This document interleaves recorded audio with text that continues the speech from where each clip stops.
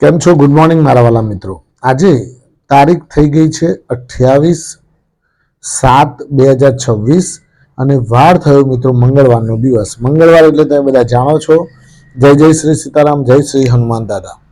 આજે હનુમાન દાદાનો દિવસ અને મંગળવારે બધું મંગળ જ મંગળ થાય એવી હનુમાન દાદાના ચરણોમાં પ્રાર્થના. પરંતુ એક દિવસ અગાઉ આપણને થોડું મંગળ કરાવી દીધું અને ગઈકાલે આપણે જે પ્રમાણે વિચાર્યું હતું કે ભાઈ નિફ્ટી ગેપઅપ ખુલ્યા પછી કદાચ ઉપરની સાઈડે પણ ખેંચી શકે છે, ખરું ને?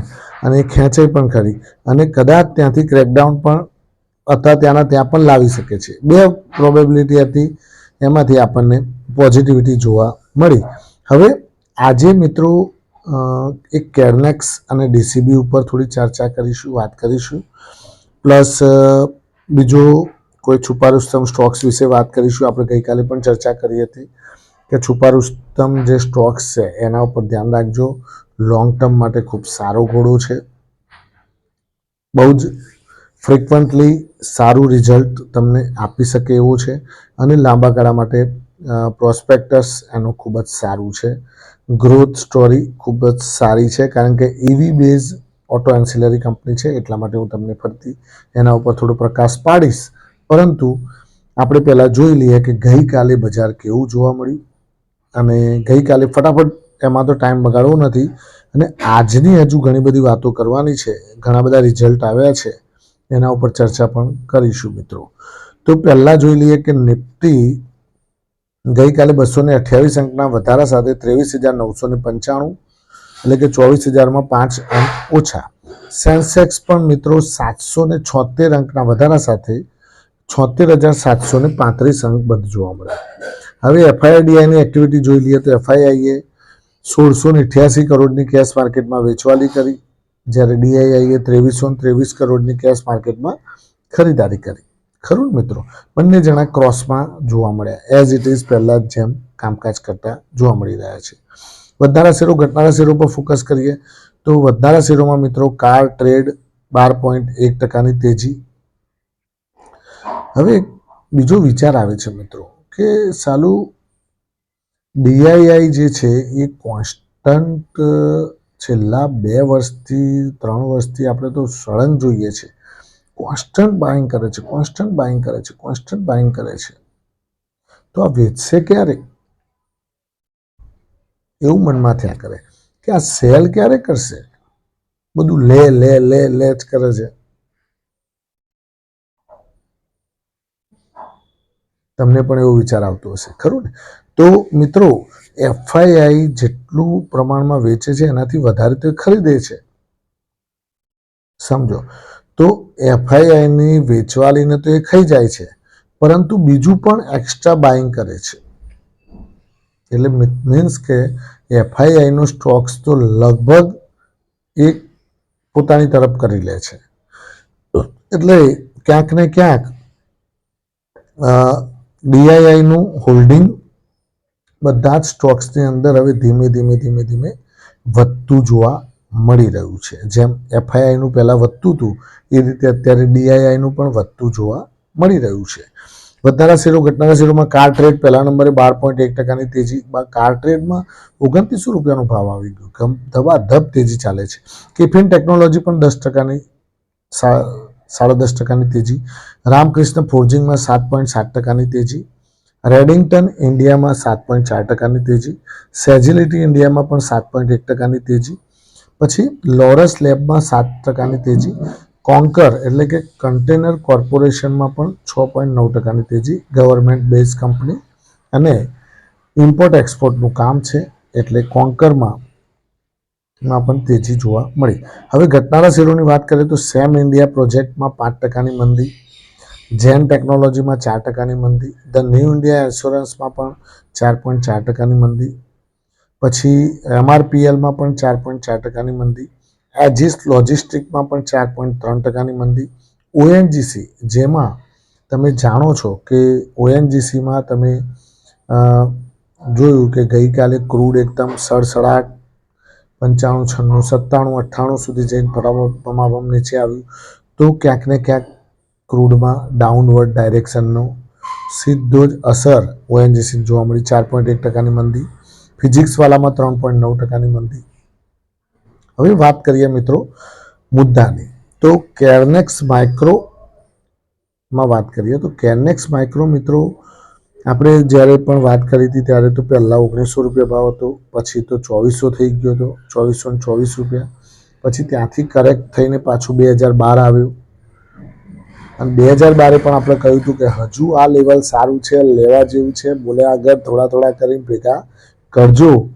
અને ફરીથી પાછું કેરનેક્સ માઇક્રો 2300ની ઉપર કામકાજ કરી રહ્યો છે, 2330-35ની આસપાસ.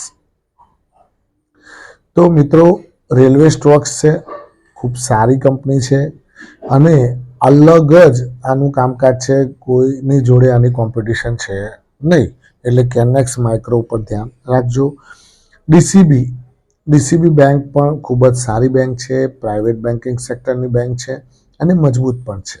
એ એની રેન્જની બહાર નીકળેલી છે, એટલે ક્યાંક ને ક્યાંક ગઈકાલે પણ એણે 200 ઉપરનો ભાવ બતાવી, પાછું નીચે આવ્યું અને 190 રૂપિયા બંધ જોવા મળ્યું છે. તો ક્યાંક ને ક્યાંક મિત્રો 3%ની કાલે પણ તેજી, 2%ની કાલે પણ તેજી જોવા મળી. તો આપણે ગઈકાલે પણ વાત કરી હતી ડીસીબી બેંક ઉપર ધ્યાન રાખજો, અને એ ગઈકાલે જ એનું રિઝલ્ટ આપી દીધું. પછી ટાટા કેપિટલ પણ તમે જુઓ 2-2.5% જેટલો પ્લસ જોવા મળ્યો.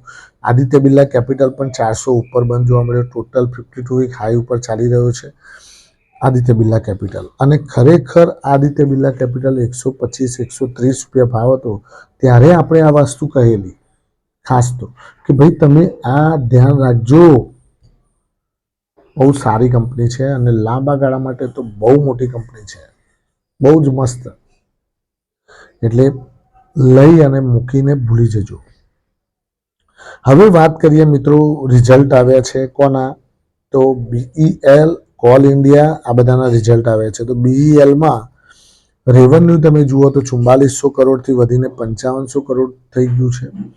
એબિટા પણ તમે જુઓ 1240 કરોડથી વધીને 1388 કરોડ થઈ છે રેવન્યુ.